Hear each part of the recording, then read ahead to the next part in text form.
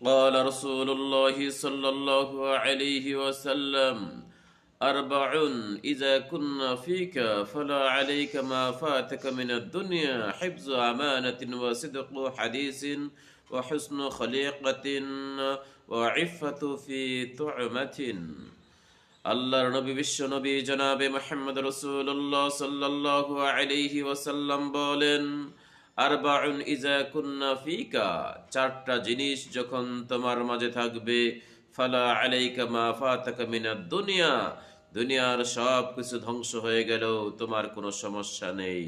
চারটা গুণ যদি তোমার মাঝে থাকে: এক, হিফজু আমানাতিন, আমানত রক্ষা করা; দুই, সিদক হাদিসিন, সত্য কথা বলা; তিন, হুসন খলিকাতিন, উত্তম চরিত্রের অধিকারী হওয়া; চার, ওয়া ইফাতু ফি তু'মাতিন, বৈধ রুজি থাকা। এই চারটা গুণ যদি কোনো মানুষের ভিতরে থাকে, তার কাছ থেকে যদি দুনিয়ার সব কিছু হারিয়ে যায়, তারপরে কোনো সমস্যা নেই এই চারটা গুণ থাকলে।